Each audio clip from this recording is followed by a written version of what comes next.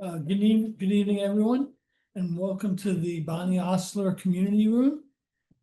For all of you who have not heard this from me many times, Bonnie served on City Council for quite a few years. I worked with Bonnie on the Planning Commission and was a close friend of Bonnie, so I think this is totally suitable for her. Moving on. Tonight is our seventh workshop on the wastewater treatment plant options. And so what we tend to present tonight is how we got here and so I guess we go to the second slide. Okay.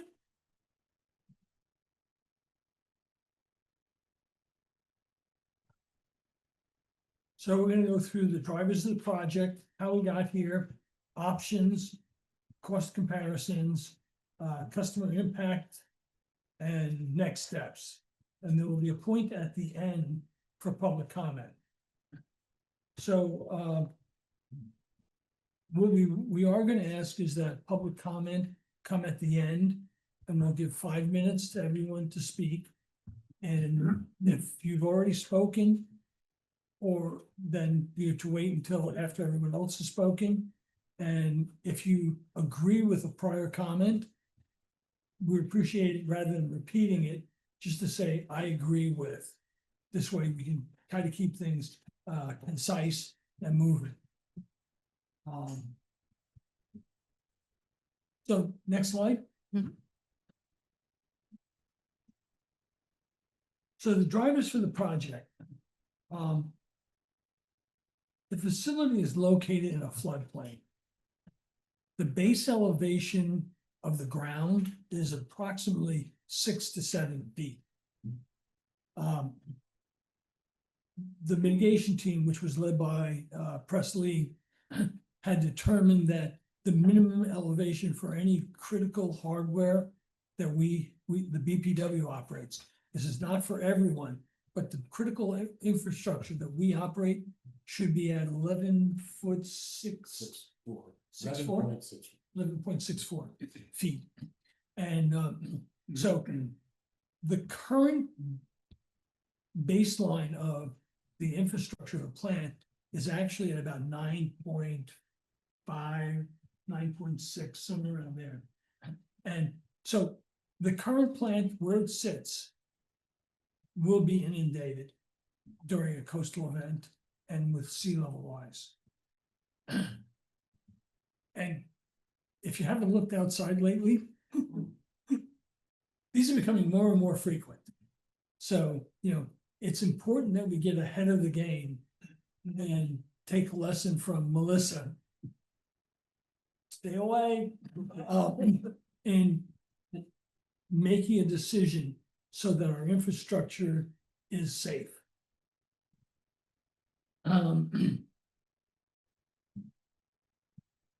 There's rising costs, and we'll talk about this later on, but the operation and maintenance expenses are going up, and I'll go into more detail later on. The BPW the technology is highly effective, but it's also extremely expensive to operate. So we have state-of-the-art treatment,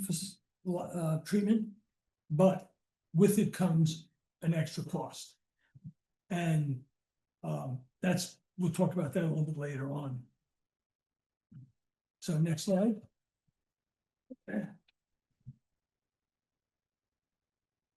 So drivers for the project. And I'm not going to read everything. You have the slides, so you can go through them. But I'm just going to try to give an overview of what's in the slide deck, and so that you can ask questions later on. Scale limitations. We're a relatively small treatment facility, and with that comes the ratio of fixed cost to variable cost. And we can't amortize it, the administrative over a larger base like other places can. The other thing is that we built a plant that is sized for peak flow. And in the summertime, we can have peak days 1.1, 1.2, Robin, is that right?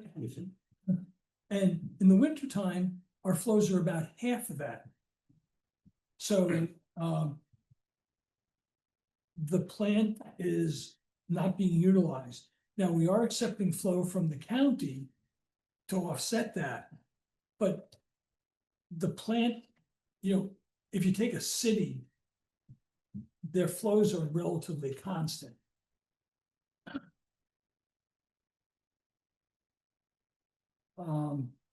And regulatory compliance are the same thing. We have a smaller base to amortize that over. Next slide. So how do we get here? I want to jump down to the third bullet and correct or clarify the second bullet underneath that. That should properly read that the phase 1 archaeological survey that was done at Wolf Neck basically eliminated the ability to put in forest drip irrigation. And it severely limited the constructive wetlands attributes aspect of it. So they weren't two equals, but they both did affect the decision. And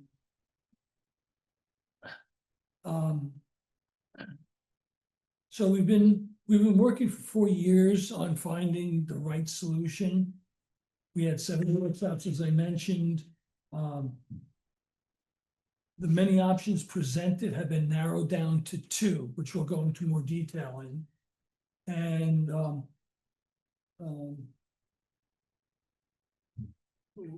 it does include a new constructed wetland, but it's very different than the last one that was planned. Sussex County currently does spray irrigation and does not discharge to the canal at all, other than the flow that they send to us, which we discharge to the canal under our permit. Options. Existing wastewater treatment hardening. And you'll see in the appendices that there's a little more detail on this, but it's really an apples to oranges comparison. Hardening that facility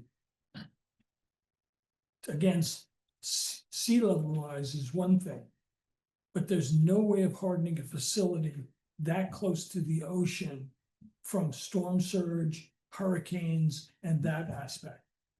So the trying to do a cost comparison is not really significant, because you're trying to juxtapose 2 different options.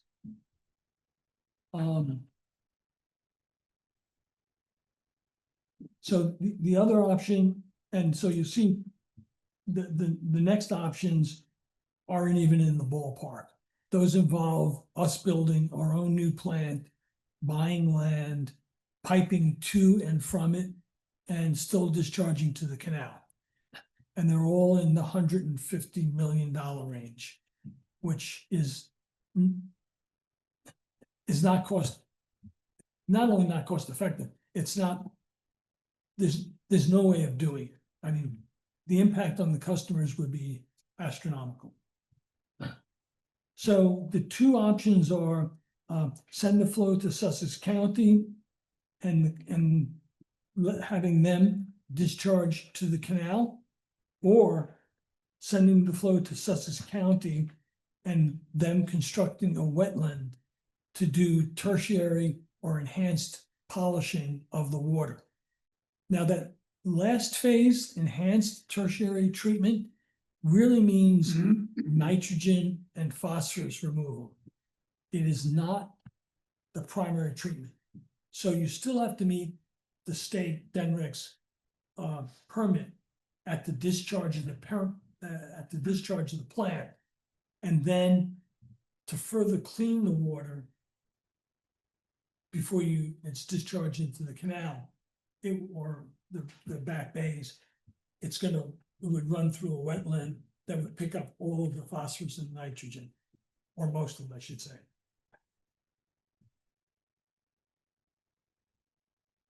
Anyone from the board have anything to add? Yeah. So now that's the history of how we got here. So we've been working on a draft agreement with the county since 2023. And we've been through various options. The first one we were all for was going in with the county with the constructed wetlands and the drip irrigation. When phase 1 archaeology ruled that out, we then turned and went to Rehoboth Beach.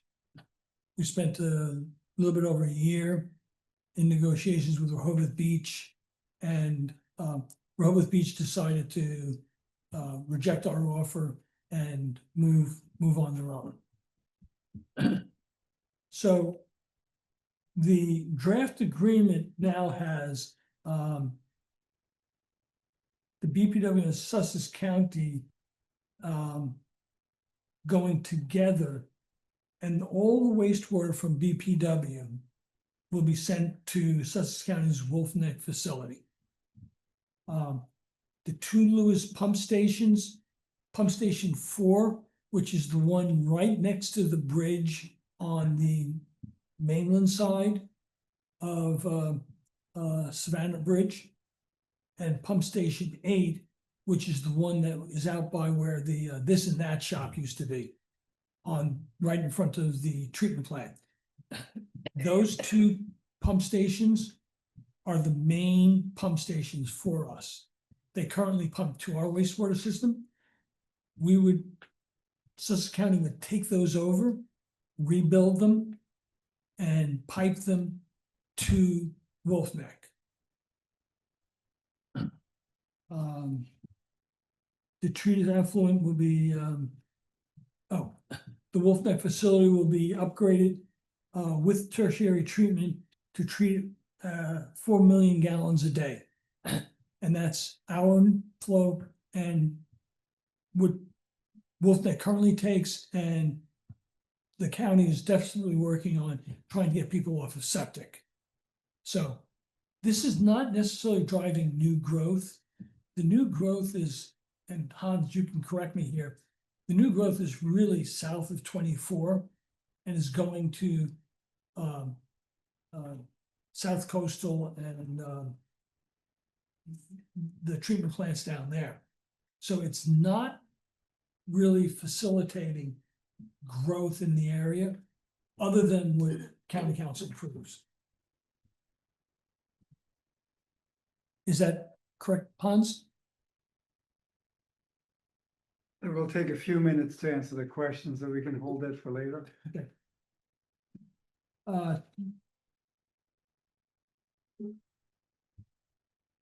Next slide, draft agreement. The BPW capital costs would be 20% of the capital costs and capped at $40 million plus interest. BPW will continue to own, operate, and maintain the collection system.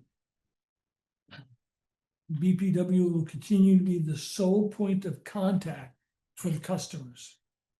BPW will continue to be solely responsible for setting customer rates. So I just want to repeat those or reiterate that. To the customer, nothing is changing.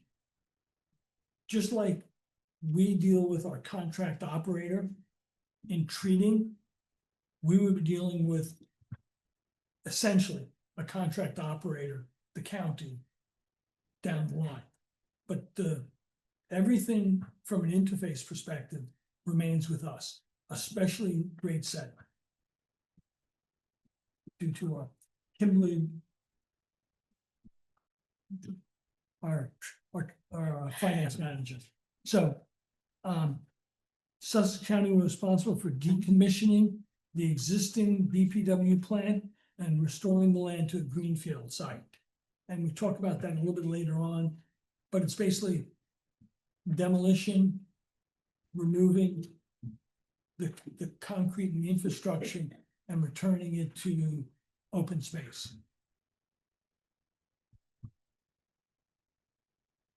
Next slide. Okay, and at this point, I'm going to turn it over to Kim to run through the financials. So on the slide, we show the capital, the interest and the O&M for the three different options. As you can see, the Sussex County agreement is the least expensive over that 20 years, and it will save taxpayers about $10 million, or ratepayers about $10 million. We are presenting 5 8-inch meters inside city residential. It makes up 76% of our customers. We are going to be using cash reserve at the beginning of this rate track, and it has to be paid back within 5 years according to our policy. The reserve will be paid back in 2036. So the short-term rates reflect the need to replenish those funds, but in the intermediate and long run, the customer will be paying less than all other options. Usage rate per 1,000 gallons is projected to peak at $9.77 in fiscal year 2033, then begin to decrease, and we stop the projection at 2037 for a rate of $9.04 per 1,000 gallons. For the ready to serve, it's the same story. It peaks for $1,140 per year, which is $95 per month in fiscal year 2033, then decreases to $930 per year, which is $77.50 per month in 2037. And this is your reflection of your average bill, which is 3,200 gallons of sewer and your ready to serve fee. This will peak in 2033 and 2034 at $126.26 per month. And after the reserve is paid back in 2036, bills start to decrease to $119.26, then $106.43 in 2037.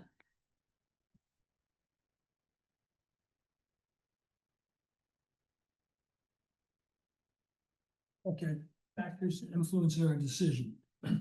So we're looking for the lowest long-term cost, the expertise to operate a plant, the infrastructure and reliability. As I talked about before, larger systems can handle upgrades, emergencies, and backups more efficiently.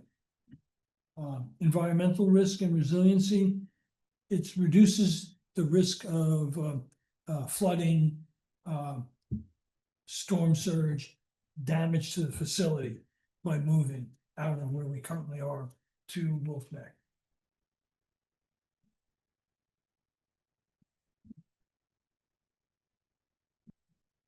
Hold on 1 second, I'm gonna get my glasses. The light is very on. It's either out of my handwriting has gotten worse. No comment, press.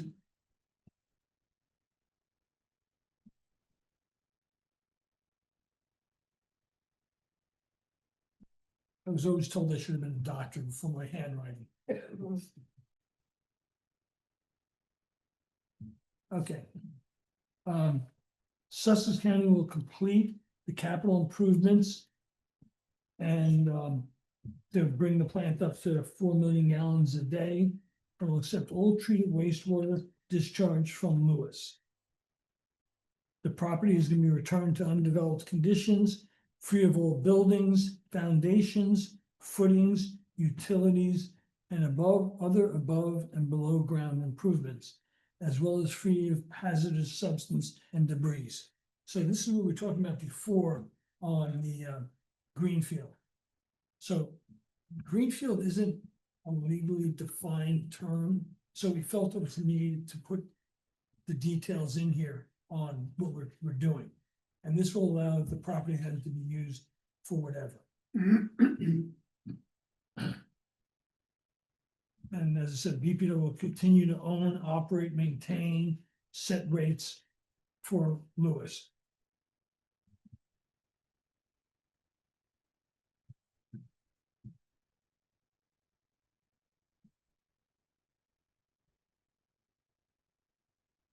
So the next page is key financial terms, and the end, we went to an average annual daily flow. So this is a little bit unusual in the industry. Normally you pay on million gallons per month. But since we have such a skewed flow, as I said, 1.1, 1.2 in the summer, and 600,000 gallons in the winter, with peaks on the holiday weekends, that really created an untenable condition. So the county was gracious enough to say that in return for our permit, they would agree to an average annual flow.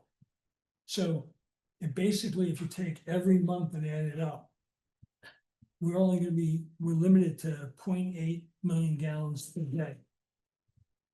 Versus, so in the summer, when we're running 1.1, 1.2, it's a good deal for us. And on top of it, this reduces the cost to the ratepayers.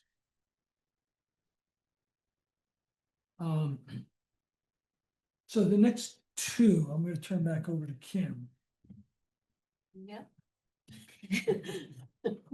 Well, I don't have notes on them, but let's go. well, it's Sussex County secured funding through a municipal bond, Oh, and Lewes BPW will reimburse Sussex County not to exceed. yes. So for the agreement with Sussex County, it is capped at $40 million. They are going to go to the market for a municipal bond. And they are also paying for everything until they go for that bond. So they are fronting all the costs, and then we'll make a lump sum payment to them. And that is capped at $3 million.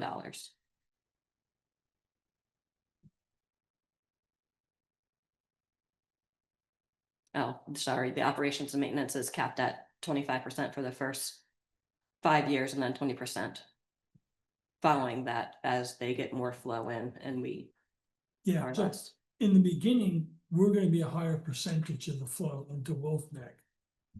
And then our portion, as they bring all this stuff online, will diminish. That's why the variable percentage number there. Because if we got charged by the true percentage we were using in the first 5 years, it would be a much larger number.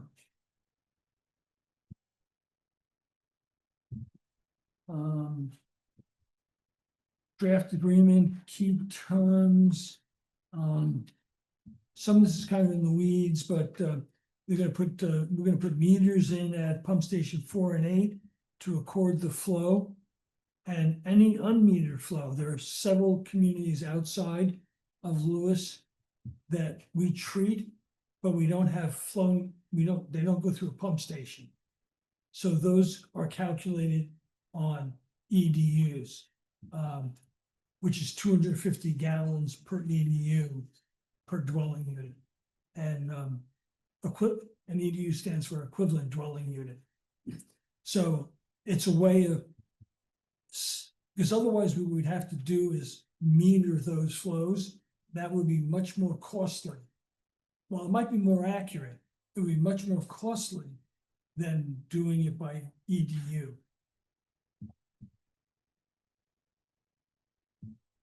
Responsibility for future upgrades. The Lewes BPW is limited to the proportion share, 20% of the upgrades that are necessary for permit compliance. both parties will mutually agree on timing and terms. So just like the split in the rest of the plan, if EPA or DENREC comes down with, new compliance standards like PFAS or microplastics or whatever, we will share in the costs for that upgrade in the same way we're sharing in the cost in the original construction. The Lewes BPW president and the county administrator and relevant staff will meet quarterly. Records will be made available upon request by both parties. The county will provide Lewes BPW with copies of daily monitoring reports submitted to DENREC and monthly data summaries concerning operations. And this is exactly how we operate now with our current contract operator. So this is basically setting us up for the same type of relationship with the county.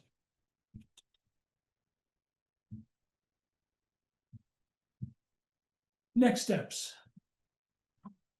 So we're going to receive, review, and consider public input from this workshop and submitted public comments.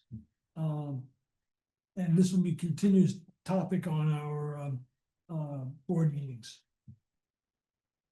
Written public comments is encouraged and may be sent through the Lewes BPW website, mailed, or dropped off at the office. And so the one thing we would ask, our next board meeting is December 10th. So if possible, if you can get your comments into us in the next 2 weeks, it would give us a chance to review them and consider them at the next board meeting. We will still continue to take comments after that, but if, it will help us to keep the process moving.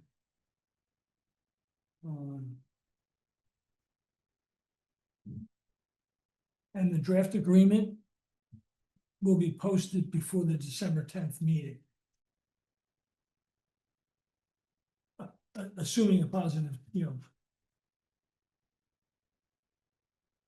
And the next slide is the public comment portal. So if you go to our homepage, there's a Lewes BPW homepage, and there's a submit comment section there.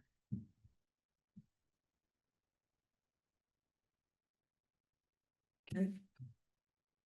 At this point, I've talked enough. And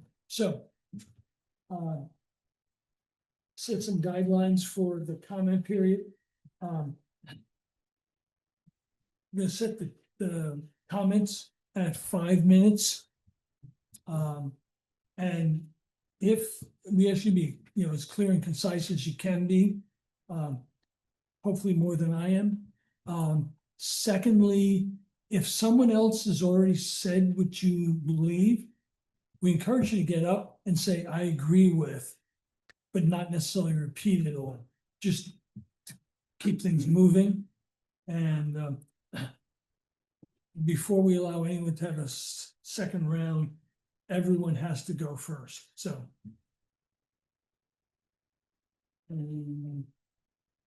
That's it. If I can also just one additional clarification for the benefit of the group here. This is the opportunity for the board to hear your comments, to hear your feedback. It's not an opportunity for rebuttal or debate. So the board will be taking your comments and will be accepting all the comments. When the comment period is complete, the board will then have an opportunity for discussion at the dais, so you can hear the discussion in response to those comments. Thank you very much, Mike. I forgot that. And those are the same rules, by the way, that we use during our board meeting, so. All right, who wants to be first? Oh, and when you come up, state your name and your address, and then proceed with your comment. My name is Nick Carter at 1510 Bay Avenue, Lewes, where I grew up. Couple of questions, if I may. And how did we get here? It says that the Sussex County is limited to spray irrigation. at Wolf Neck. And then the next line, it says the Sussex County is at capacity and needs to build a new treatment facility. Are they currently building a new facility? Yes. The new facility is being built now. And the question is, and that facility will accept all of Lewis's effluent, correct? No, that's for the county use. And again, just a reminder, this is, if you can offer the comments, we will keep track of them. And when it comes back to the dais, then we will answer the questions. Okay. And that way we can accept the public comment and keep it. Well, the last question about the new facility, what is the timeline on that? When will that facility be available? And when will it accept the Lewes effluent?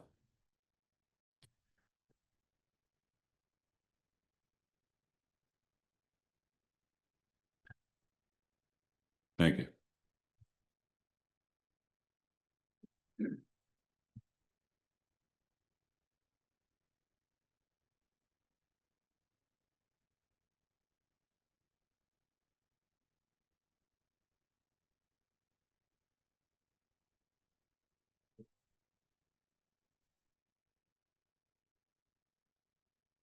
All right, next.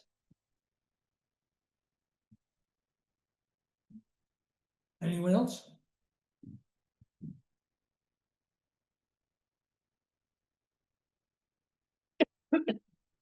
Jay Doniker, I live at 1012 Bay Avenue. My question is, you mentioned the amount of effluent coming into the new wastewater treatment plant, and it's going to go into a construct wetlands for polishing. What's the measurement, or how are you going to measure coming out of the constructed wetlands to then be put into the canal? And how much will be allowed to be put into the canal? Because what I also heard was that you have a daily surge during the summertime, like 1.1 million. But I thought I heard that this new Wolf Island plant will allow 4 million gallons. So does that mean that the amount being put into the canal could theoretically at some point be 3.5 times larger than what it is now? Thank you. Thank you.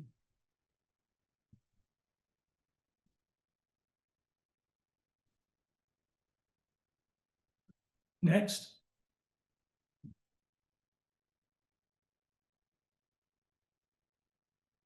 Say your name. Good evening, Alan Roth, 437 Kings Highway.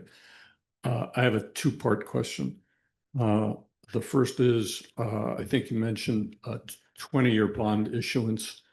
My question is, was any consideration given to a longer-term bond? And if so, what were the reasons for ending up at the 20-year bond?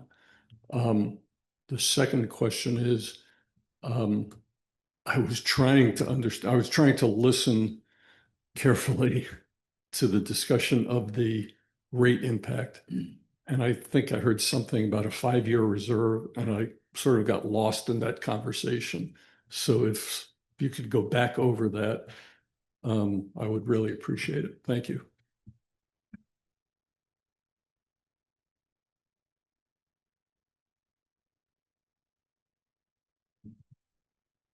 Next.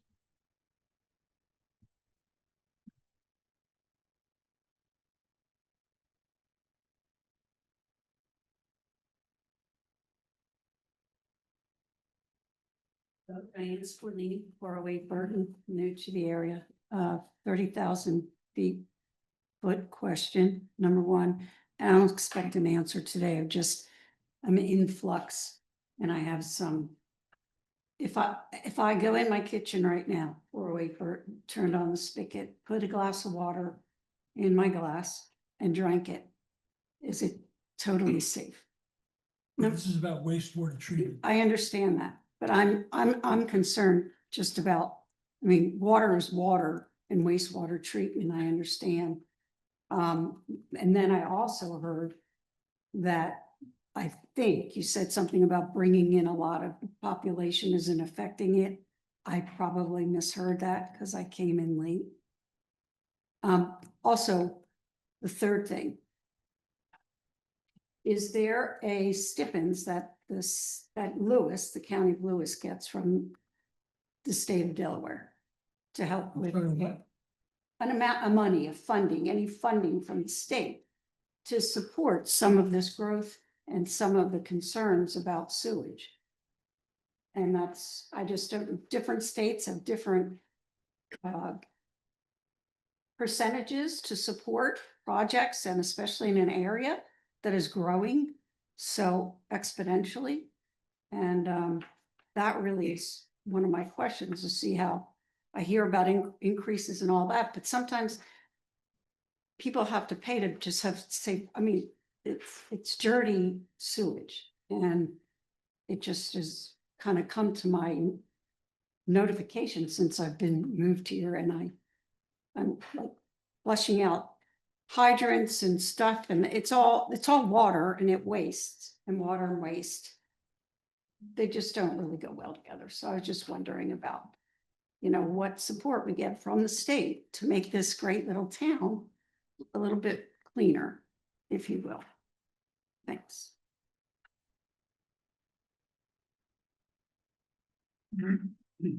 Anyone else?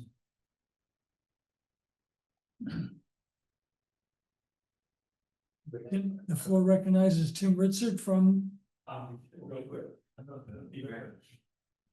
Yeah, thank you very much for this opportunity. My name's Tim Ritzert.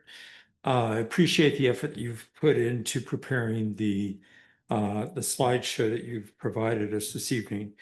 I would like to ask you about slide number 10 and 11 and 12.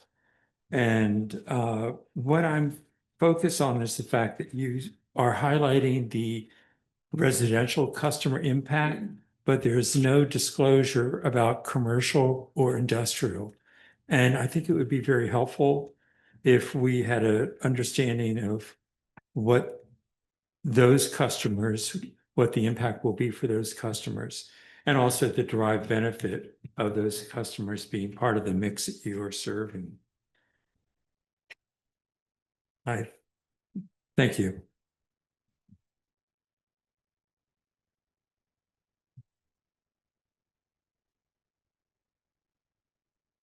Sorry, Jay Doniker, 1012 Bay Avenue. I failed to ask before, what kind of calculations have you made in regards to stormwater infiltration as you expand the plant? Is there a possibility of it causing a surge through the plant so that there's an overflow that we get cited for? And finally, I'd like to applaud this whole group for putting these options on the table. I think it's magnificent where you brought us to at this point. Thanks. Thank you very much. It's been a group effort.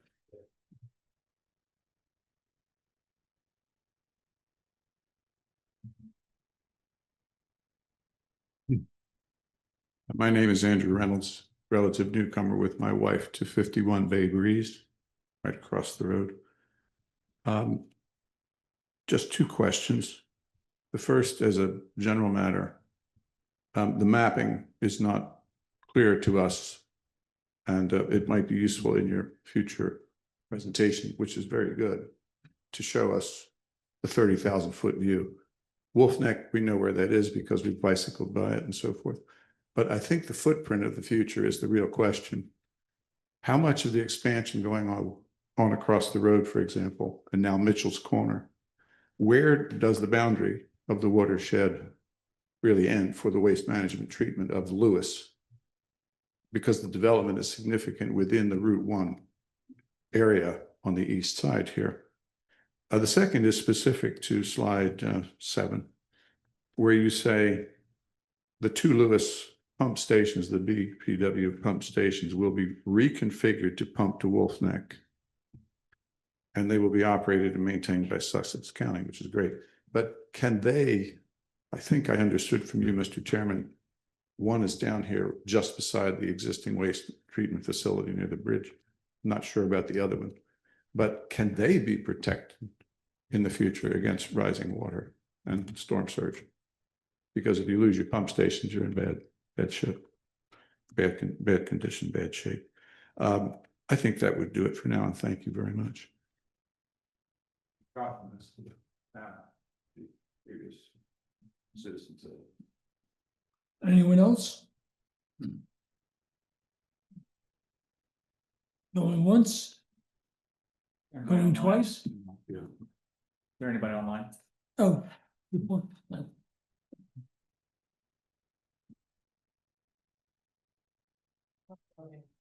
No hands.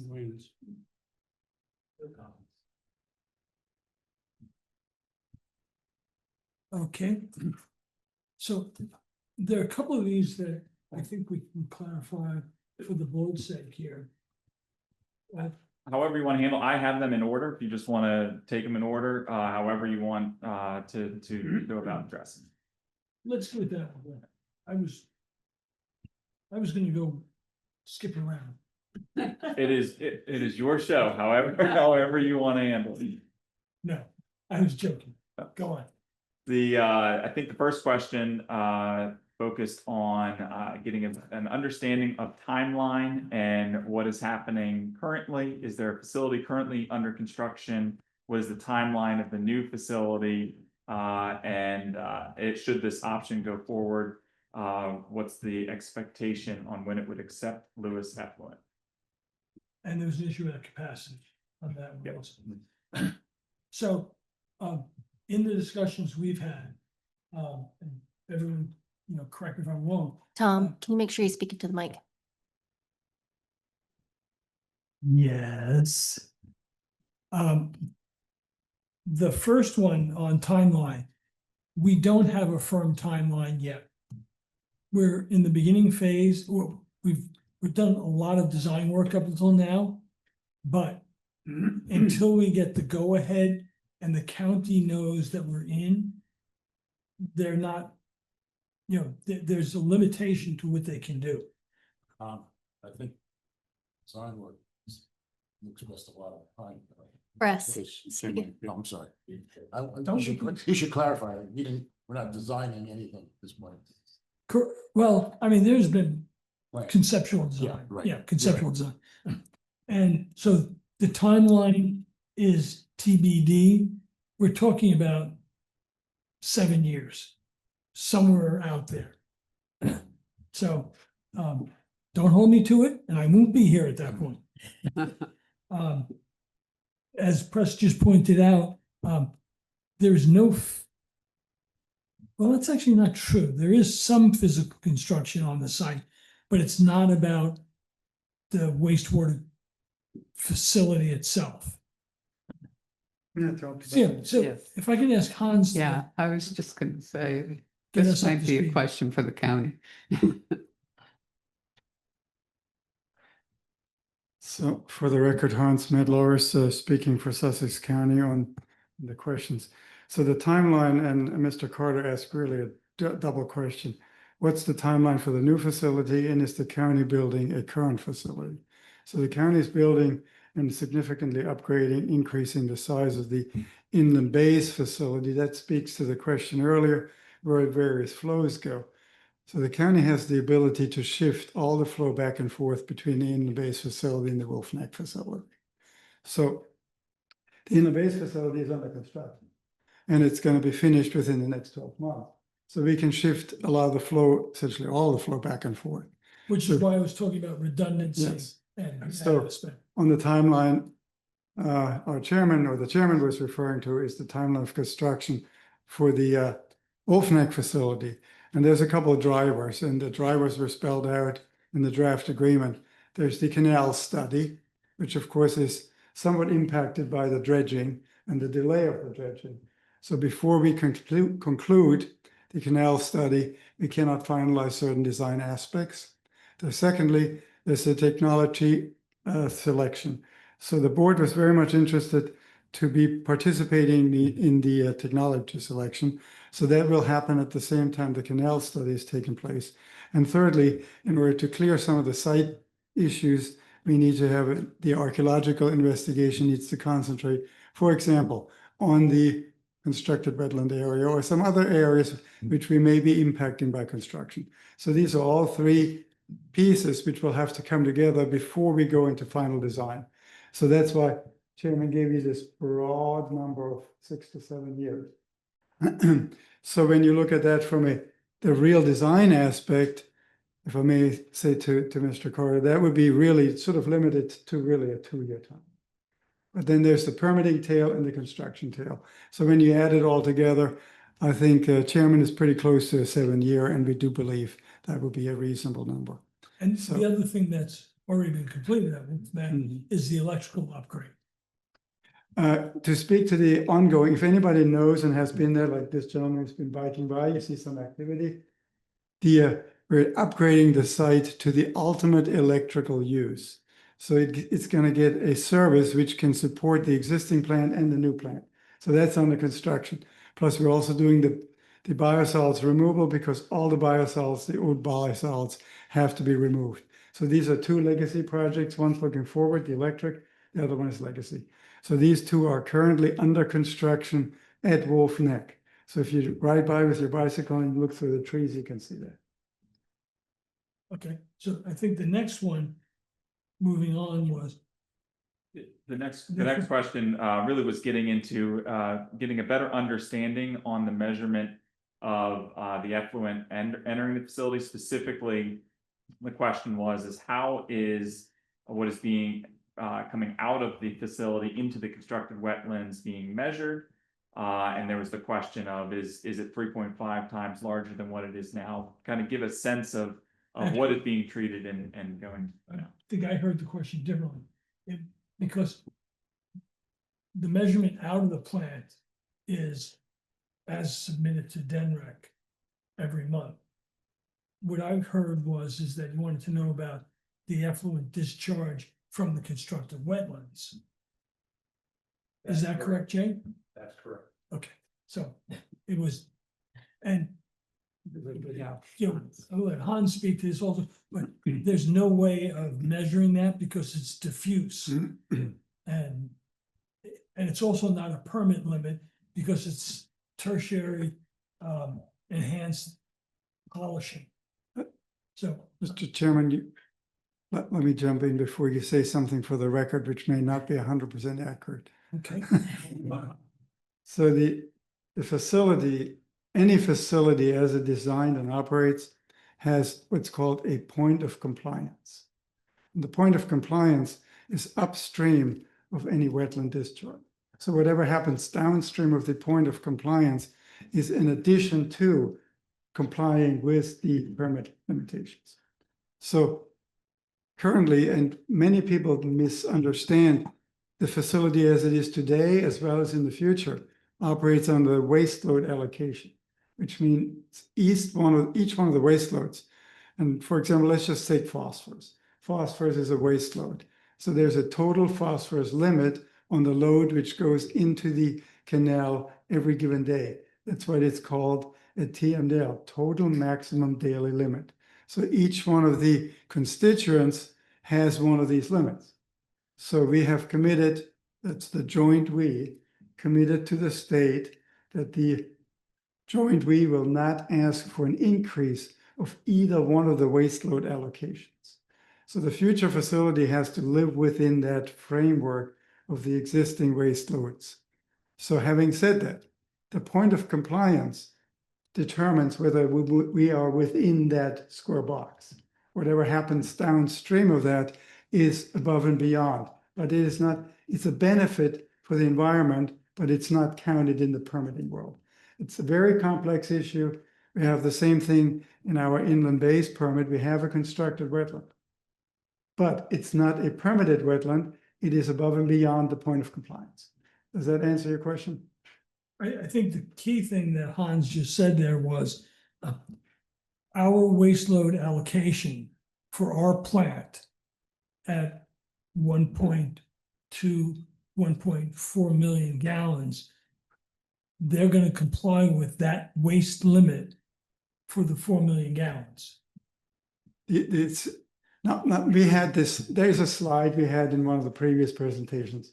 And I know some of you have been in previous presentations. There's a slide which shows what your treatment effluent limitations in concentration have to be in order to stay within the waste load allocation.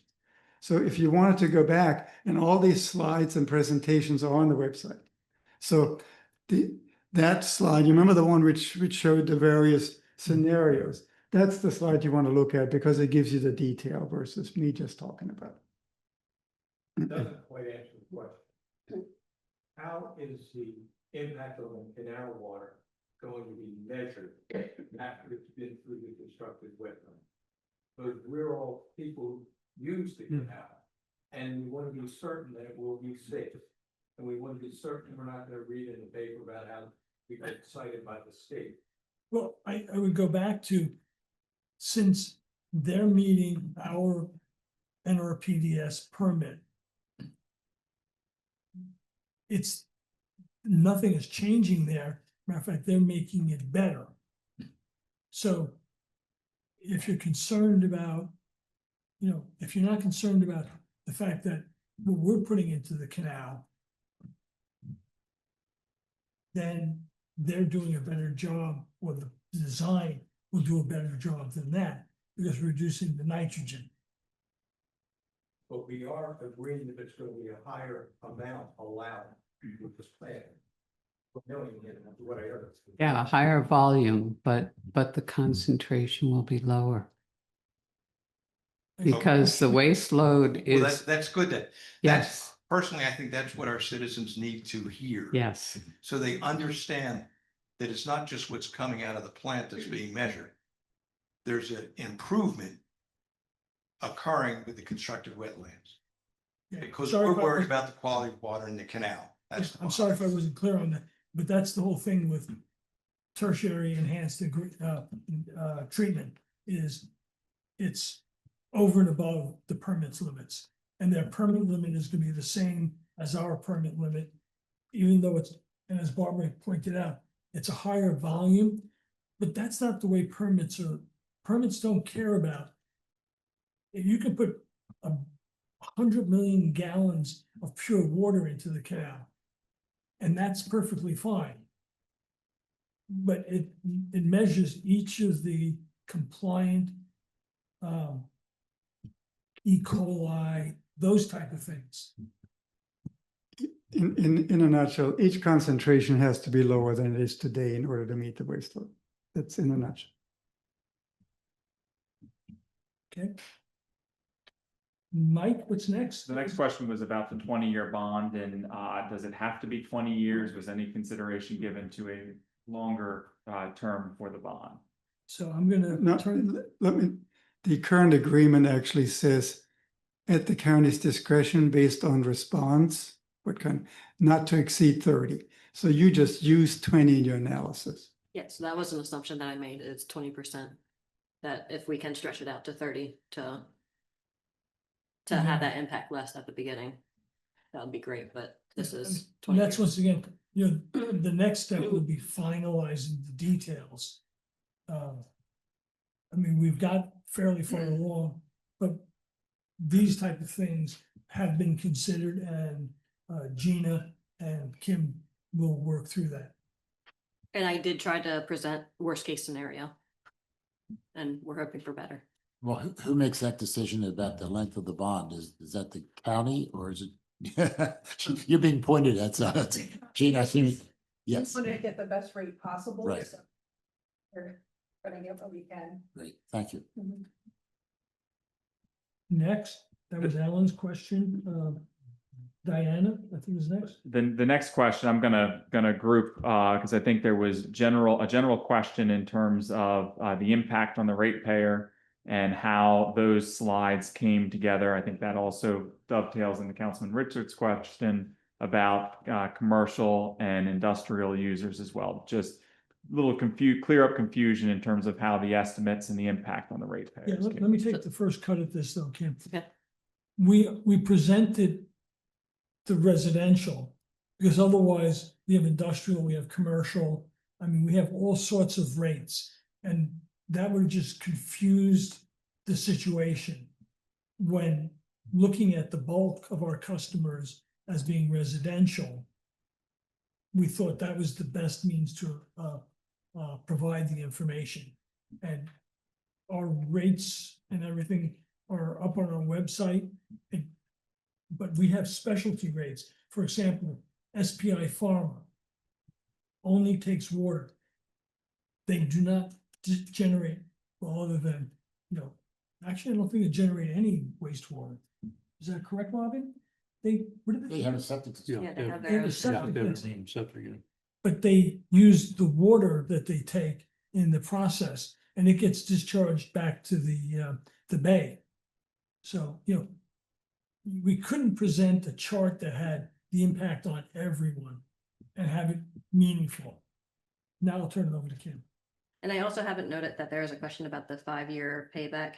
Per our policy, whenever we go below our minimum reserve, we have to pay ourselves back within 5 years. So that's why the rates are increased at the beginning of that track to pay us back. And Kim, can you talk just high level about the reserve? What is the reserve and what's its purpose? So the cash reserve is there for capital costs. We have to hold 15 to 30%, depending on the year, of our capital plan. 25% of our expenses, 2% of our historical assets, and self-insurance and insurance premiums and deductibles. So that's going to be your resiliency and your cash on hand and your capital. And then through slides 10 through 12, there are some assumptions that were being made. That's going to be a 20-year bond, 3.5% interest rate. We're assuming fiscal year 2029. We're assuming a lump sum payment in fiscal year 2028. And I assumed a decommissioning of the wastewater treatment plant in 2034. So that's when we drop in our expenses and we're repaying ourselves quickly.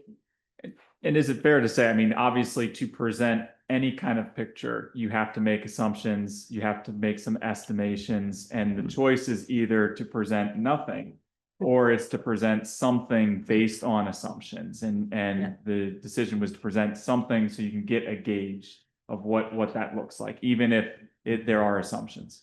And, to that point, we're not, if we were trying to cover things up, we would present the most positive outlook, but we're being conservative, and so is the county for that matter. So, that gives me personally great comfort to know that we're not just shooting out numbers, and the chance of making them are slim. The conservatism on the county side and on our side is to make sure that we can pull the project in. All right. The next question, it was about a stipend, and I'll broaden it. The question specifically is there any stipend or money from the state of Delaware to support concerns about sewage and how to remedy this? But just in general, are there monies available in general to assist? To Sharon and Kim, because they're the ones who have gone after this type of stuff, and Robin for that matter, but Well, I think the question is directed towards if Sussex County had access to that money. Because they are the one Well, funding. I think it was broad. Yeah. Broader in general. It's like Hans wants to say something. I thought you just had a twitch. Okay, Hans. So we're familiar with the available funding and the strings which come attached to certain funding funds. And in order to even become eligible for what's called loan forgiveness, you have to meet certain criteria of median household income in relationship to your sewer rates. So if you look at the median household income of the Lewes service territory, and you multiply this by the median household income percentages of that, you come up with a rate approximately, or let's call it just south of $2,000 per year per capita. So we believe we would not be eligible for loan forgiveness, but would be subject to all the strings attached to the funding. So hence, the decision has been made by the finance team of the county to not seek that particular handicap, but allow us to seek the best available financing. Now, that does not speak to grants which are associated with mitigation and floodplain enhancement. These are FEMA grants. They're currently still on the books, but I believe they may not be available when we need them, given current trends. I'm going to be as politically correct as I can. But so if we had applied for them, the previous administrator of FEMA personally told me we would have been a prime candidate for them. But if these funds are no longer available, obviously we can't apply for them. Yeah, That's where we I think Hans has stated very well. And Robin, can you talk a little bit of Donovan Smith? I mean, because that's one that we did get loan forgiveness on, but it was against a specific population. That's it. Don't say anything about that. What's that? Because that is a particular area which was No, determined. that's what I was saying to support it, is that we've been up against this in Lewes, and what you said is 100% correct. There have been specific minor exceptions, like. It's not an exception. Yeah. This is a service territory wide project. So you will be using the service territory wide median household income. So when you apply for a very targeted project such as Donovan's Mobile Home Park, you are subject to the income of that particular area, but you also have to generate a split rate because otherwise it does not work. No. So we are very familiar with how this works because we do a lot of sewer districts. We have customers in our sewer districts, old sewer districts, which pay no assessment, and we have customers in our new sewer districts, which pay up to $1,000 and more in assessment. So this is a very interesting question. And if I may jump to the service territory question, because that sort of ties in with that. Yeah. So the question about where do we stop and who serves what? That area is delineated in the comprehensive planning effort. There's actually a boundary line between the service territory of the Board of Public Works and the county. And that line is only revisited every 10 years. In the last comp plan, it wasn't changed. So the line we have right now is 15 years old. And I don't think there's going to be much movement, if any, in the next year. In the next 4 years, we're updating the comp plan.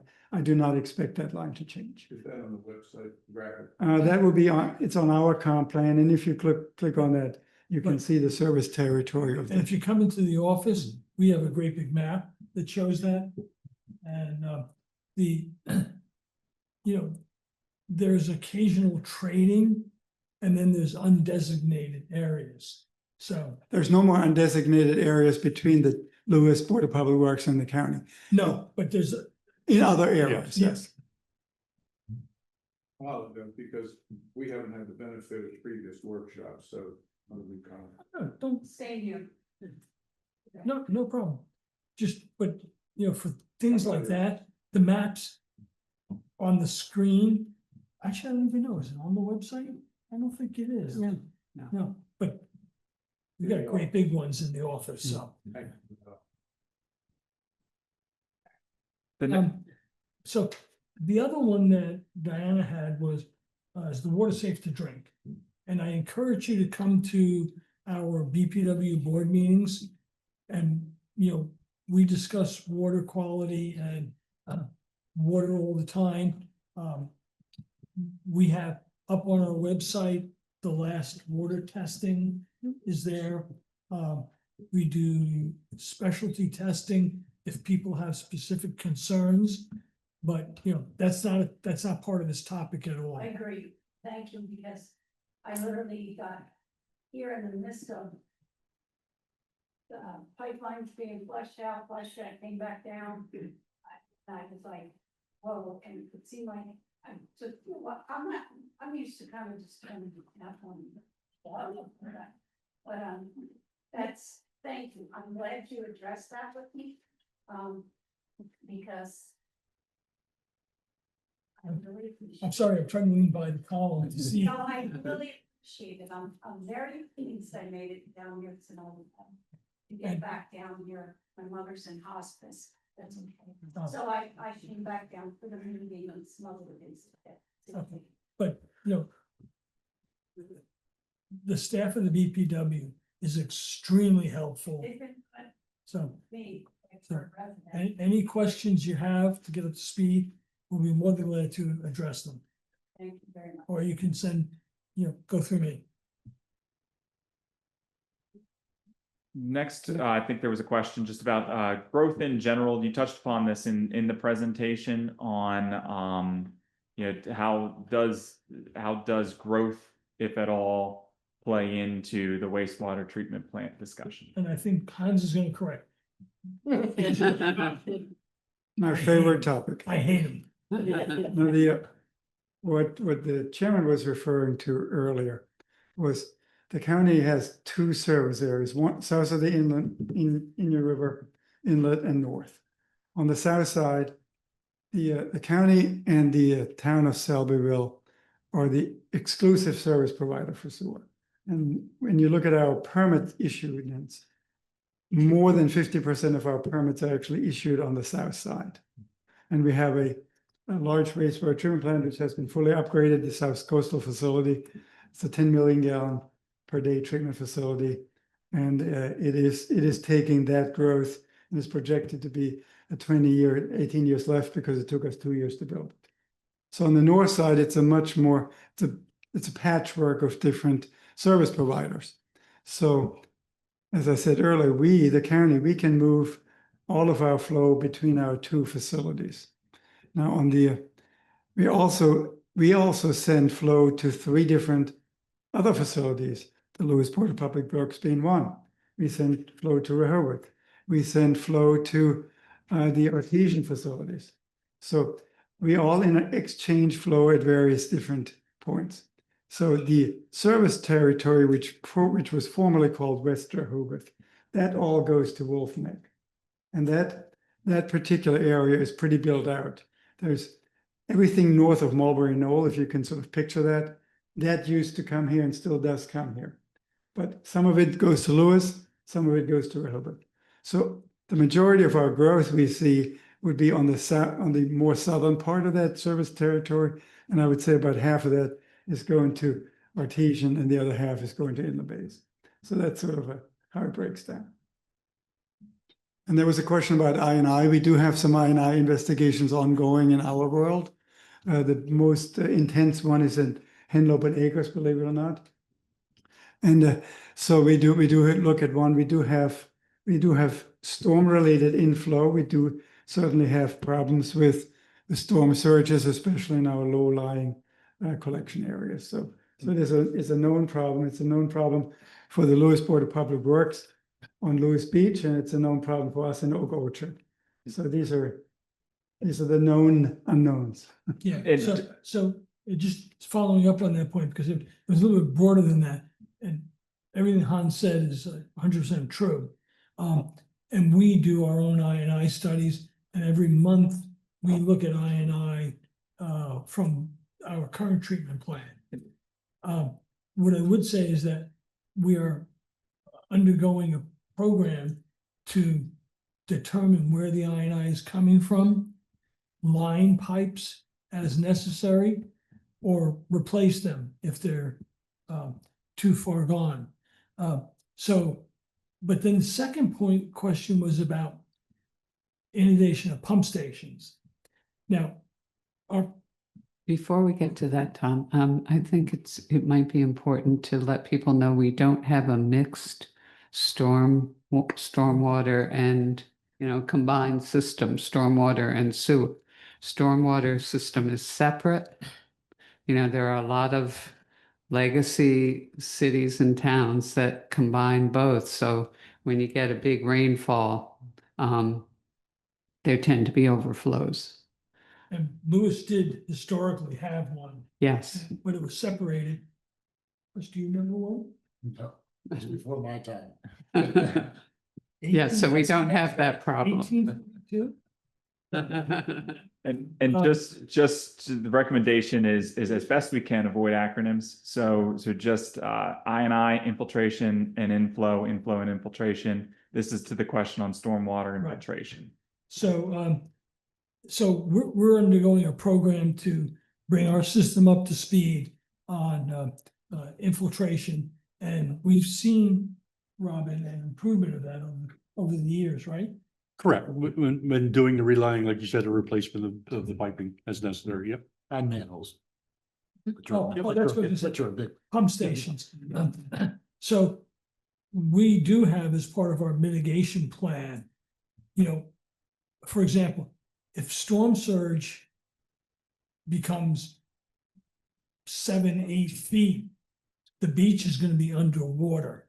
Now, while the pump stations all have sealable covers on them, they're water resistant, they're not watertight.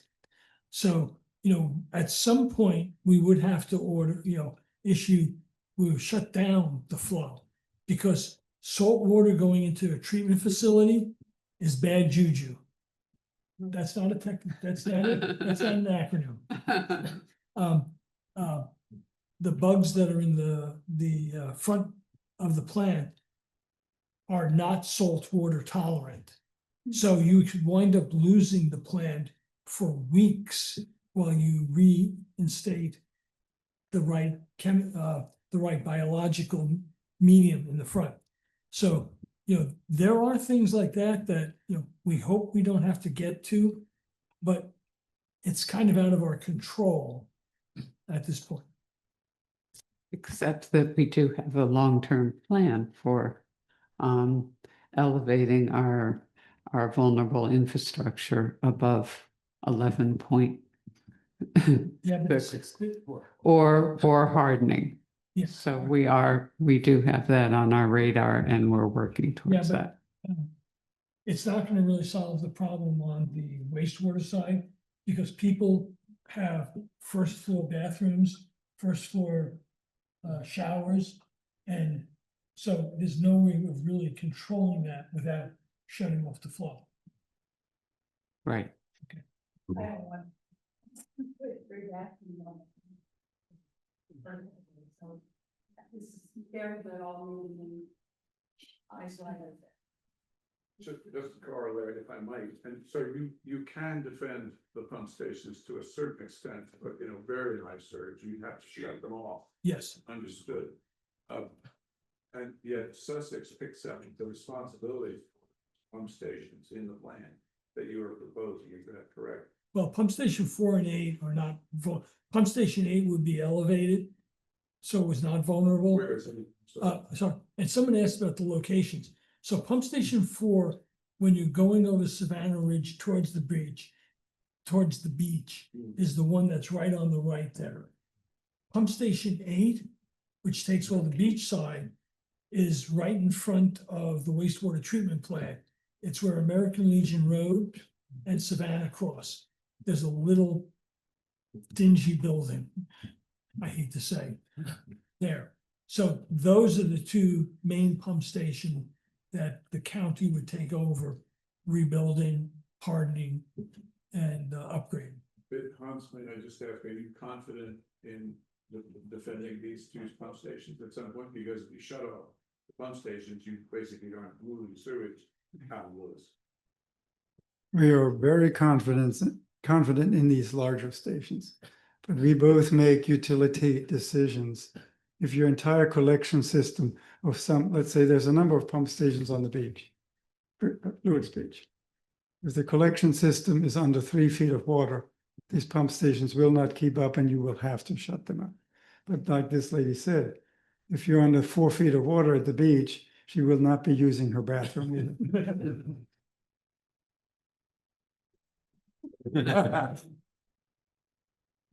I think we've handled all the questions. The last, that touched upon the last question, which was just I think more of a recommendation that, at the future meeting, having a map, that shows where these particular items are. So, there's appendix in the back with a little more detail. I'm not sure there's anything in there that we haven't really covered already. It's basically condensing down the presentation. So, once again, I encourage everyone to put in their comments and we will consider them and, have a plan to move forward and, You want to note when our next meeting is? next meeting, the next board meeting is December 10th. And 4 o'clock? so at 4 o'clock, and we always do, we try to do a combined November, December board meeting. We have other special meetings, but we're gonna be doing, that will be our November, December meeting for the holidays. And with that, Question, for your board meeting, it's board only, correct? It's public, open to the public. Oh, it's a public meeting, yeah. Yep. Public meeting and it's held in The council. the Council chamber. council chambers, City Hall. And typically, it's every fourth Wednesday of the month, except for the November, December meeting. Thanks, guys, for my question, but I just needed to kind of just see what this is about. This is important to developing and stay happy. Keep it in the Well, thank you all very much.